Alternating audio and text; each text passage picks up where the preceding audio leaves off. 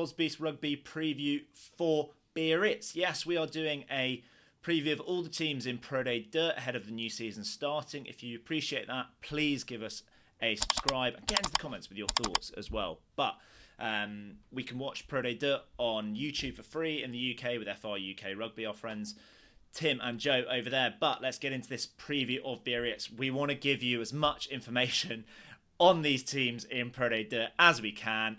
And with Biarritz, it's hard to know how to give you the preview because, as you can see on the kind of info there on our one-pager, there is all sorts going on at Biarritz. There's, you know, if you're a fan of teams overcoming points deductions and you're a fan of shady boardroom shenanigans and surfing, it's got a brilliant beach and it's really easy to get to. So if you like that, that's why you should support Biarritz.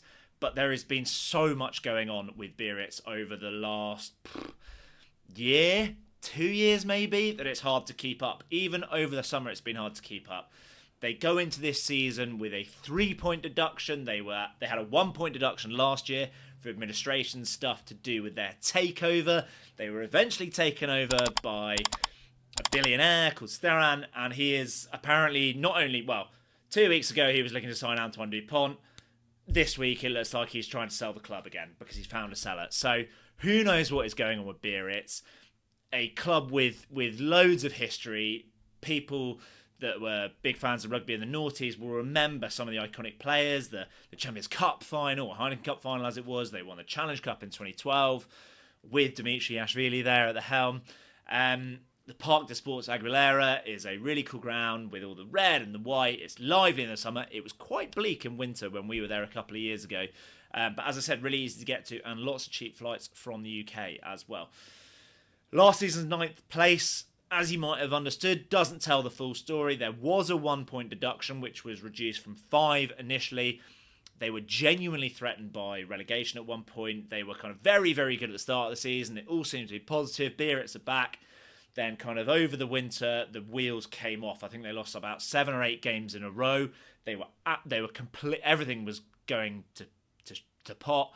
And then they kind of regathered again and became pretty good. Aguilera became a fortress. Hard to know what to make of them. They've kind of settled into that kind of not quite playoffs, but not quite relegation zone. The 3-point deduction this year means they perhaps might not finish as high as they should. I've gone for them to finish 12th. Rich has gone for them to finish 13th. Generally, I think we're a little bit more positive despite the off-field stuff about Biarritz. They've got some real quality in that squad still. Zach Kibarigi, former Newcastle and Wasps man, was brilliant last season. He made our team of the season. He scored some unbelievable tries, single-handedly kind of keeping Biarritz in games or winning Biarritz games. Kylian Jaminet in the game that I saw in April against Bezier, he was the best player on the pitch. He looked really assured at fullback, really classy, much like his brother, Melvin Jaminet, who many of you will know. But they've got some great halfbacks there as well. Thomas Dologaray has Champions Cup and Top 14 experience with Bayonne. He's a really good goal kicker and playmaker. Kerman Arcachea, yes, got it right. Spanish scrum half, he's really zippy, brings loads of energy, really cool player to watch. And they've got some real stalwarts, some real top 14 experience there in Matthew Acebes. He was a USAP real stalwart at Perpignan, and he's kind of already within a season become a stalwart for Biarritz and captain of Biarritz as well. Plays a lot of 13 these days. He used to play on the wing. Pulafasa Lele brings a load of physicality and experience as Samoan. Played for Perpignan for years. Played for Toulouse. He came from Toulouse. And then you've got Jesse Jagelina, 28-year-old Swiss back row. Again, highlighting the kind of cosmopolitan nature of Pro Day Deux that we love it for. Best young talent they've got is another one with a really, really Basque name in Eke Nimaz. He is the current first choice open side for Spain. And we generally think that Biarritz have had a pretty good off-season, a pretty good window, as it were. All of their kind of main signings, or 3 of their main signings, are guys that started at Biarritz, have kind of come through the academy. Jan Lescourge was back up to Maxime Lucu at Bordeaux, Champions Cup winner, of course. He brings a load of experience in the top 14. He's 34 now. He's getting on a bit, but goes back to where it all started for him. Alban Placine, another one, came through fiercely Basque. Hated playing against Bayonne. Was brought real edge to those games for Toulouse at Bayonne. Term we hate, but rugby IQ. He kind of brings that Toulouse rugby IQ with him as well.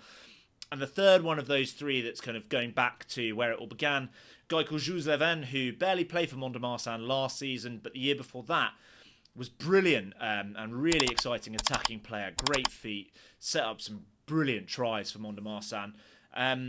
They've lost a few options in the tight in terms of Charlie Matthews, big experienced lock, and Adrian Motok, Romanian second row. He's another experienced campaigner, but they have bolstered it with Aston Fortuyn from Mont-de-Marsan, experienced guy, big South African, and Heath Backhouse, another South African who's come from Béziers, or maybe Aurillac, I think.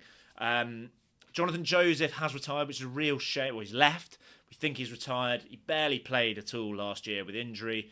He was a class apart when we saw them back in the winter, and they were really in the depths of relegation battle in 2024. He was completely class apart.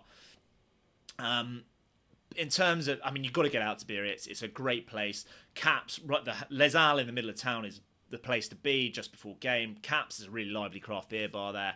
And if you want a coffee on the beach, go to Coffee Ikea. The beach is fantastic. And when the sun is out, it's a proper Mediterranean. Well, it's not Mediterranean, Atlantic, but it's a proper Southern Europe tourist town. But to summarise Biarritz for this season in a sentence, they desperately need some stability both on and off the field. We're not expecting that much of it, and that's why we've got them to kind of finish in the lower ranks. But let us know what you think about Biarritz. If you've got any questions about Biarritz, get in the comments. You know what to do. Make sure you subscribe to Rosbifs Rugby and check out the other previews in this playlist of all the Pro Day 2 teams. And get in touch with us. We are at Rosbifs Rugby on all social media. But make sure you subscribe so you get all the other Pro Day 2 previews. And enjoy Pro Day 2 this season.